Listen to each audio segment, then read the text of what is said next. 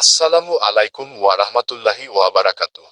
প্রিয় শ্রোতা ভাই ও বোনেরা, সৃষ্টির শুরু থেকে আল্লাহ সুবহানাহু ওয়া তাআলা তার প্রিয় হাবিব জনাবে রাসূলুল্লাহ সাল্লাল্লাহু আলাইহি ওয়াসাল্লামকে সৃষ্টিজগতের জন্য রহমত হিসেবে পাঠিয়েছেন। তিনি শুধু মানুষের জন্য নন, বরং পশুপাখি, তরুলতা, সমগ্র জাহানের জন্য ছিলেন রাহমাতুল লিল আলামিন।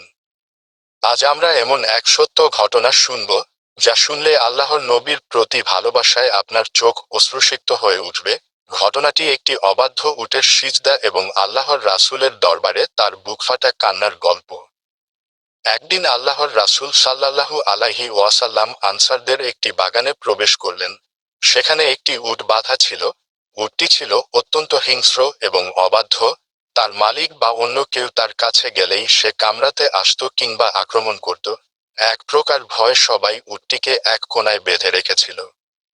কিন্তু অলৌকিক বিষয় দেখুন, রহমতের নবী যখনই সেই বাগানে কদম রাখলেন, উটটি দূর থেকে নবীজিকে দেখতে পেল। নবীজিকে দেখামাত্রই হিংস্র উটটি একেবারে শান্ত হয়ে গেল। সে তার সমস্ত অহংকার আর হিংস্রতা ভুলে গুটি গুটি পায়ে আল্লাহর রাসূলের দিকে এগিয়ে এলো। এরপর সবাইকে অবাক করে দিয়ে উটটি নবীজির পবিত্র কদমে মাথা নত করে সিজদায় লুটিয়ে পড়ল। সেখানে উপস্থিত সাহাবায়ে কেরাম এই দৃশ্য দেখে স্তব্ধ হয়ে গেলেন। তারা বিস্ময় ভরা কণ্ঠে বললেন, ইয়া রাসূলাল্লাহ, এই নির্বাক পশুটি যদি আপনাকে চিনে সিজদা করতে পারে, তবে আপনার প্রতি সম্মান প্রদর্শনের জন্য আমাদের সিজদা করা তো আরো বেশি উচিত। নবীজি সাল্লাল্লাহু আলাইহি ওয়াসাল্লাম মৃদু হেসে বললেন, না, আল্লাহ ছাড়া অন্য কাউকে সিজদা করার অনুমতি নেই। যদি মানুষকে সিজদা করার অনুমতি থাকত, তবে আমি স্ত্রীকে নির্দেশ দিতাম তার স্বামীকে সিজদা করতে।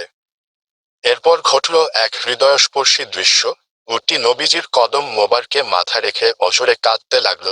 তার চোখ বেয়ে টপ টপ করে পানি পড়ছিল, আর সে মুখ দিয়ে এক প্রকার আর্তনাদ করছিল, যেন সে আল্লাহর রাসূলের কাছে নিজের জীবনের সব দুঃখ কষ্টের বিচার দিচ্ছে।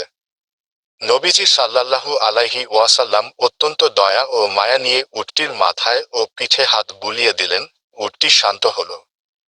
নবীজি তখন উপস্থিত সাহাবীদের জিজ্ঞেস করলেন, এই উটের মালিক কে? এটি কার উট? আনসারদের একজন যুবক এগিয়ে এসে বলল, ইয়া রাসূলাল্লাহ, এটি আমার উট।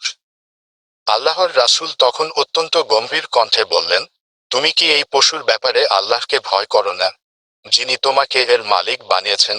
এই নির্বাক প্রাণীটি আমার কাছে অভিযোগ করছে যে তুমি তাকে দিয়ে প্রচুর খাটুনি করিয়ে নাও, তার সাধ্যের বাইরে ভারী কাজ করাও, কিন্তু ঠিকমতো তাকে খাবার দাও না, তাকে ক্ষুধার্ত রাখো।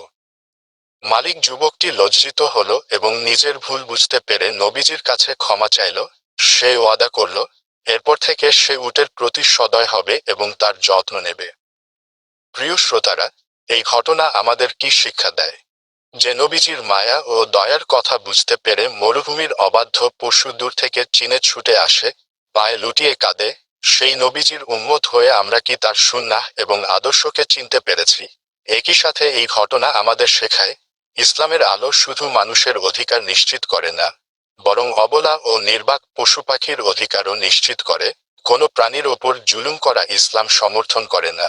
আল্লাহ তাআলা আমাদের প্রিয় নবীজির প্রতি সত্যিকার ভালোবাসা হৃদয়ে ধারণ করার এবং সৃষ্টির প্রতি দয়াশীল হওয়ার তৌফিক দান করুন। আমিন।